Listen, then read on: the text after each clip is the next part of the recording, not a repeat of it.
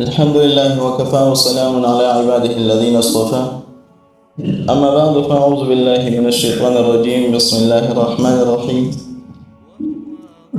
ألف لام ميم.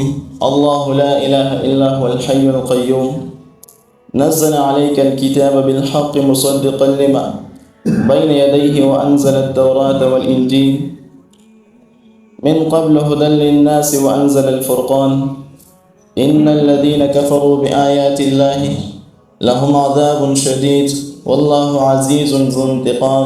صدق الله العظيم. سورة آل عمران سپارہ دا 3 نمبر دا.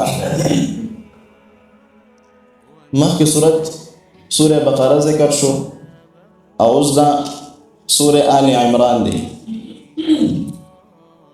انشاءاللہ سورة آل عمران دا دی وجبم ویو چیدیت آل عمران ولی ویلی کیگی او پا دی صورت کی دا کم سیزونو ذکر اللہ جل شانہو کردی. نو سورة آل عمران دا مدلی صورت دی پا مدینہ منورہ کی نازل شوی دی. دا ترتیب عثمانی پا اعتبار سر 2 نمبر دی او ترتیب نزولی پا اعتبار سر 79 نمبر دی. 89 نمبر آیاتونه په دې صورت کې چې کوم دي دا 200 دي او رکوعان په دې صورت کې چې کوم دي دا 10 رکوعان دي. مخکینی صورت کې الله جل شانه د يهوديانو ذکر وکړو او په دې صورت کې به الله جل شانه د نصرانيانو ذکر کوي. په هغه صورت کې د موسی عليه السلام د قوم ذکر اکثریت په دې صورت کې به الله جل شانه د نصرانيانو د دې واقعات بیانوي. بل ربط د سوره بقره او د سوره آل عمران په منځ کې داسې دی چې په هغه صورت کې په سوره بقره کې الله جل شانه د آدم علیه السلام ذکر کړو چې آدم علیه السلام الله جل شانه بغیر د مور پلار پیدا کړو. په دې صورت کې الله جل شانه د عیسی علیه السلام ذکر وکړي چې عیسی علیه السلام الله جل شانه بغیر د پلار پیدا کړی. اوس دې صورت د سوره آل عمران ولی ویل کیږي. نو عمران دا د یو کس نومو. یو عمران چې کوم دی دا د موسی علیه السلام د پلار نوم دی. بل عمران دا د مریم بیبي چې کوم د پلار نوم دی مریم بیبي. د عیسی علیه السلام د نیکه نوم چې کوم دا عمران دی. دا عمران په خپل زمانه کې د بیت المقدس چې کوم دی امام او خطیب او دا ډېر بزرګ انسان و. دله الله جل شانه یو زوی ورکړ چې د هغه نوم هارون او د ښځې نوم چې کوم دی حنا بنت فاقوزه. دله چې کله الله جل شانه زوی ورکړ دغه زوی الله جل شانه د ده نه په نوجوانۍ کې واغسته وفات شو. وخت تېرېده دی عمران او دغه شان د ده چې کومه بیبي وه حنا بنت فاقوزه دې دواړو دا مینت او دا یو نظر یې ومنه او الله جل شانه ته عرض وکړه چې یا الله که چېرې تا موږ له اولاد یعنی نارینه اولاد راکړو هغه موږ د بیت المقدس چې کوم دی خادم ګرځو. وخت تېرېده الله جل شانه دوی ته چې کوم دی دا جینۍ ورکړله مریم بیبي ورته ورکړله. په دغه ذکر انشاءالله تفصیلا دا به ټول راشي.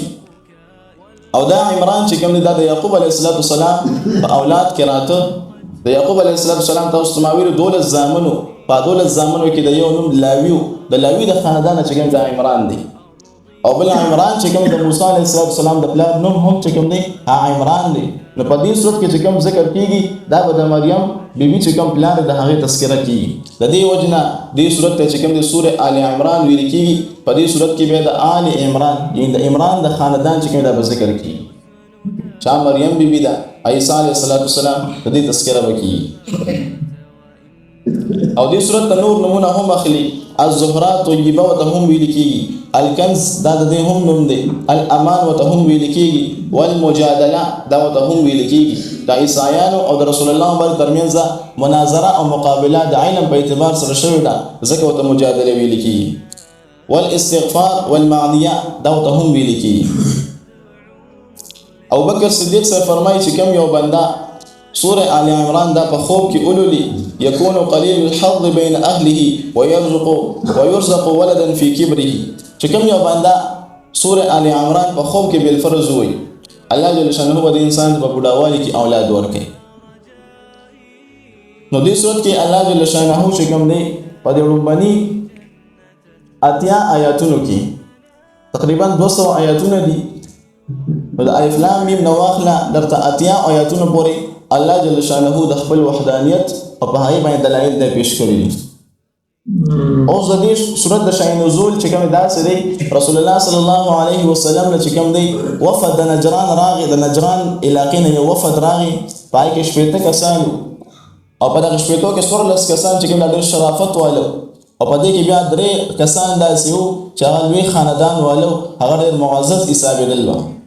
په دې درو کې چې کوم امیر او مشر د هغه نوم عبدالمسیح عاقب او دویم نمبر چې کوم دی زیرای انسان او عقلمن انسان دی خلکو ته رای ورکولی چې دا کار وکړه دا وکړه، د هغه نوم ایهم السید.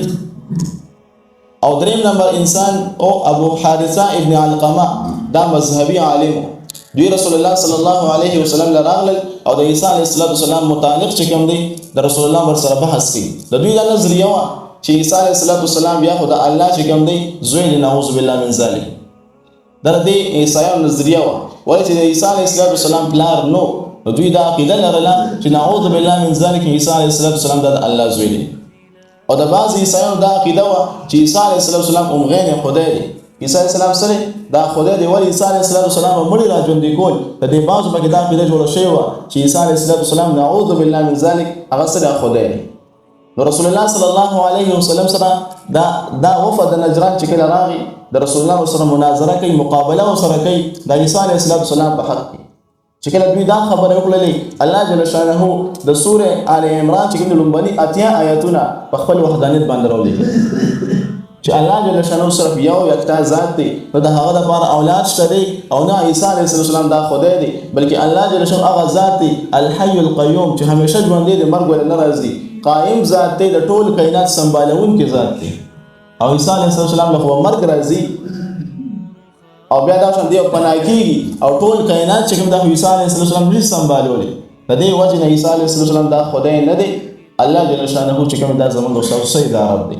نو په دې آیاتونو کې چې کوم دی د عیسایانو سره د رسول الله باندې چې کوم دی مناظره او مقابله د تیر شوې ده، نو الله جل شانه د لومبي اتیا آیاتونه دا ذکر کړی دي. په دې صورت کې تاسو ته چې دا 200 آیاتونه دي، په لومبي اتیا آیاتونو کې الله جل شانه د خپل وحدانیت او په هغه باندې دلایل په پیش کړي.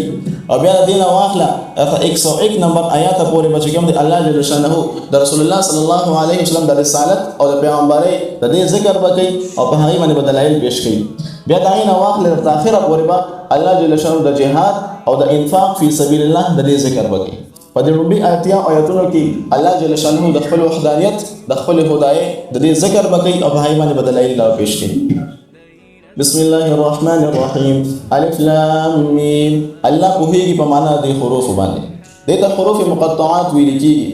رسول بقره کې دا نوم ذکر شو، تیر شوی دا لفظ الف لام میم ذالک الکتاب، آی کې ما تفصیلا خبره تاسو ته کړې و. اجمالا به بیا ذکر کوم الف لام میم دا حروف مقطعات دي، دا مشتبهات دي، دا داسې الفاظ دي چې دې په معنا باندې د الله او د الله رسول ما سوا بل څوک نه پوهیږي. چې کله داسې الفاظ په قران کې راشي معنا موږ داسې کوو الله اعلم بمراده، الله د دې ټکو په مراد باندې پیږي، مخلوق د دې نه عاجز دی. او بعض مفسرین فرمایي چې دا حروف مقطعات لکه کاف ها یا عین صاد الف لام میم صاد، لکه الف لام میم دا د الله او د الله د رسول ترمنځ یو راز دی او د راز نه چې کوم درېمګل انسان نه خبرېږي، نو مخلوق د دې نه خبرېږي، دا د الله او د رسول الله بر ترمنځ یو راز دی، خپل راز دی، په دې باندې بل څوک نه پیږي. نو موږ به دې معنا داسې کوو الف لام میم الله پوهیږي په معنا د حروف باندې، خپل لفظي معنا موږ ته نه ده یاده. الله لا اله الا هو، الله جل شانه لا اله الا هو، نشته د اله الا هو مگر د قیوم اله چې زموږ استاد. الذي لا يموت ولا يزول، چې دا ول مرګ راځي نه به ختميږي بلکې همیشه ذات دی. الحي ژوندې ذات دی، مرګ ول نه راځي. لا انتهاء له، انتها ورل نشته دی. القیوم قائم ذات دی، سنبالون کې ذات دی. دا د رب عز وجل صفاتونه بیانېږي چې الله جل شانه همیشه به وي، همیشه نه وو، او دا څنګه قائم ذات دی، د ټول کائنات سنبالون کې ذات دی.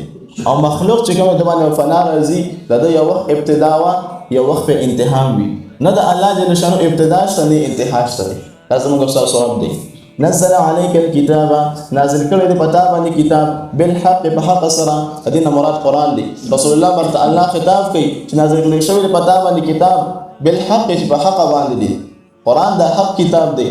مصدقا تصدیق کوونکی دی لما د هغه کتابونو بین یدیه چې دینه کم مخکیو. دا قران د هغه کتابونو هم تصدیق کوي چې کوم کتابونه د قران نه مخکې نازل شوي، تورات، انجیل، زبور. قران د دې کتابونو هم تصدیق کوي چې دا کتابونه په خپل زمانه کې برحق کتابونه. زموږ په ټولو کتابونو باندې ایمان راوړو، عمل به د رسول الله مبارک په دې کتاب باندې کوو چې نوم قران دی، عمل په دې باندې کوو، په نورو کتابونو باندې عمل نه کوو او منو برسو ټول کتابونه ومنو. وانزل التوراة والانجيل، او نازل کړو تورات په موسی علیه السلام باندې، والانجیل او انجیل هم نازل کړو په عیسی علیه السلام باندې. من قبل مخکې د قران هدن چې دا هدایت للناس د خلکو لپاره. وانزل الفرقان، او نازل کړی دی فرقان. د قران دویم نوم چې کوم دا فرقان دی. فرقان په معنا دا حق او د باطل ترمنځ فرق راوستونکی، یا د حلال او د حرام ترمنځ فرق راوستونکی، ځکه قران ته فرقان ویل کیږي. دلته کې د قران نوم چې کوم دا فرقان ذکر شو. وانزل الفرقان، او نازل کړی دی قران او فرقان په رسول الله مبارک باندې. ان الذين كفروا، بشک هغه کسان چې کافران دي، انکار کوي بآیات الله، پایاتونو د الله پاک باندې، د قران نه انکار کوي، د رسول الله او سنت طریقو نه انکار کوي. لهم عذاب شدید، رید پر عذاب د سخت. الله فرمایي والله الله جل شانه عزیز زورور دی، ذو انتقام، خاوند د انتقام او د بدله اغسطون کړي. کم یو باندې په دنیا کې د الله او د الله د رسول نافرمانی وکړه، د الله په ذات پورې خبره وکړلې، د رسول الله مبارک په ذات پورې خبره وکړلې. الله فرمایي چې دین وځه انتقام په آخرت کې اخلم. الف لام میم، الله په هیڅ په معنا دی حروف. الله لا اله الا هو، الله جل شانه لا اله الا هو، نشته اله الا هو مگر د یو اله دی. الحي چې ژوند دی، القيوم سنبالون کې ذات دی. دا د الله په وحدانیت باندې صحیح دلیل دی چې همیشه دی. القيوم سنبالون کې ذات دی، مخلوق همیشه نوي. عیسی علیه السلام به همیشه نوي، یو وخت ول مرګ راځي. عیسی علیه السلام د ټول جهان سنبالون کې نه دی، الله جل شانه ټول جهان سنبالون کې دی. نزل عليك الكتاب، نازل کړی دی کتاب پتا باندې بالحق، په حق سره. د کتاب نه مراد د قران دی.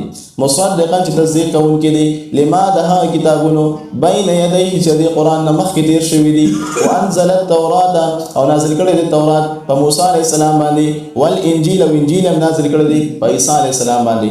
زبور په داوود علیه السلام باندې نازل کړی دی. من قبل مخکې د قران هدن دا هدایت للناس د خلکو لپاره، یا هدن للناس د پاره د هدایت د خلکو.